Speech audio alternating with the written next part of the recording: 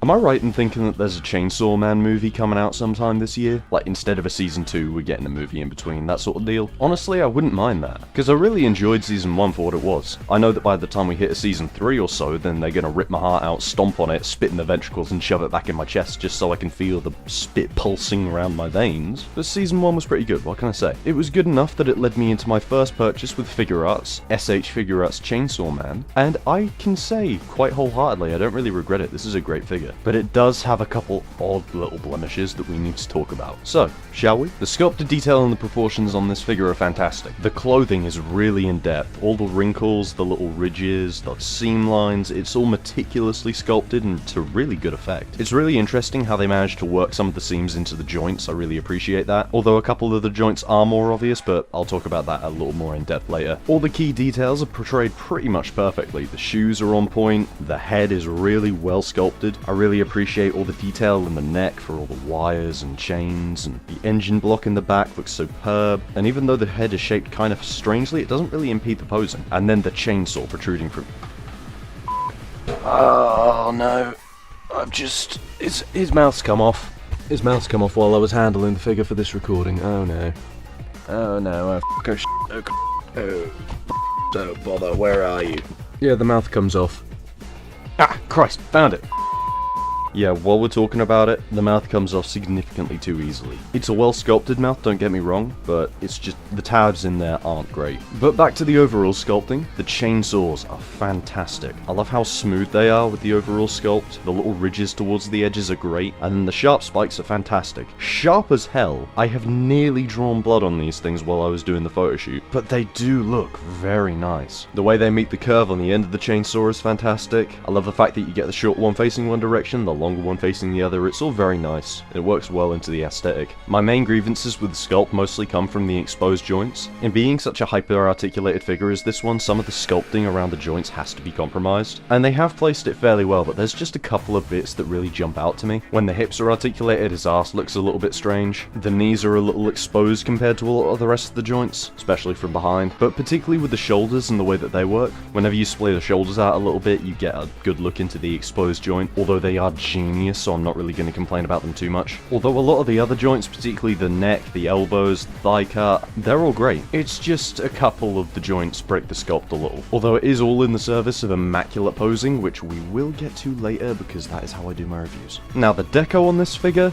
that is kind of where it falls down a bit for me. I like all the hues that they chose for the main body. The bright white shoes with the red accents, they look fantastic. The grey that they chose for the legs and the tie, and the off-white for the torso, that's all great. And the head is pretty much perfect. All the colours are on point. The lighter grey, the dark grey, the orange, that little yellow eye in there, and of course the chainsaws in their gleaming silver. Just fantastic. My main issues with the colours all come in the form of the paint. It's just a bit sloppily applied. On the white sections I can see faint hues of a dark wash, and there's a big patch of it on the chest, and that just throws me off a little bit. The teeth aren't particularly cleanly painted at all. In fact, I can see that the paint for the top teeth extends further up than the sculpt. That's not great. And just some of the red on the shoes isn't the cleanest I've ever seen. And speaking of red, yes, I appreciate all the red that's painted onto the chainsaws to look like blood splatter. That does work really well in the aesthetic, but it's just a little bit splotchy and sloppy, and it doesn't look fantastic in execution. The deco here isn't terrible, but the paint just, it brings it down a fraction. Now, as for accessories, these are very different than the usual accessories we have on this channel. It's a lot of replacement parts. You have this alternate open mouth with the tongue in there. The tongue is slightly rubbery, and I do think that this mouth is painted a little better. You get an alternate tie that's being blown by the wind. This is a really great piece, especially for static poses. It just brings that much extra dimension. And then you get two pairs of alternate hands to the default clawed hands. There's a pair of fists and a pair of relaxed hands. Very standard stuff. To install the accessories, if the mouth hasn't already fallen out on its own, you just unplug it and plug in the replacement mouth. The tie has a little peg, so you can just remove that and plug in the new one. The hands are a little bit more complicated. They split in half, so the top section unplugs from the bottom, and then you feed the tab back through the bottom of the chainsaw and replace with the new pair. It's relatively easy, but one of the fists on mine gets a little bit stuck. Just because the sculpt's a little warped towards the bottom, it's annoying. But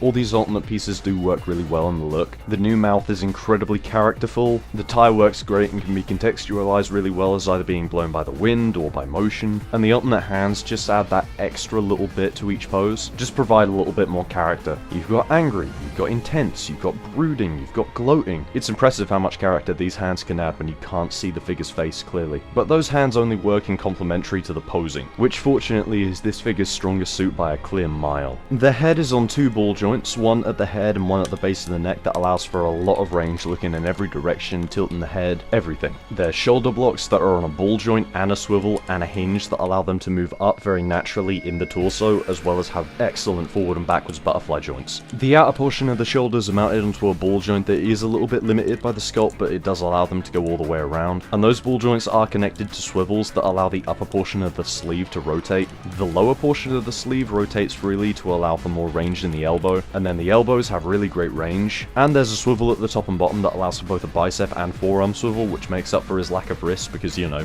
there's a chainsaw in them. The torso is on a complex armature with a lot of internal joints, and then the abdomen and crotch are made of a slightly rubbery plastic that's just floating there. All of this allows for an excellent ab crunch, arcing back, there's side to side at the waist, and the waist can swivel very naturally. The hips are just on universal joints, they can go out reasonably far and forward and back really far. There's thigh swivels, very deep double knees. The shoes are made of a slightly rubbery plastic that allows the ankle ball joints to have a lot of range going forward, back, up, down, swivel, tilt, everything. And finally, there's some toe tilt. The posability on this figure is incredible. The figure's joints are all extremely tight, he's very solidly built, but he can't hold a lot of poses that you get him in, unfortunately. The feet are just too small compared to how heavy he is on the top side. You can get him to hold some dynamic poses, but you really have to work for them. But you can still clasp him with the claw of any stand, and he's light enough that you can get him into running poses, aerial poses, and this is where the figure really excels. It would have been nice if he'd have come with a stand. The one I'm using is a Bandai Tamashii Nations Act Mechanic stand.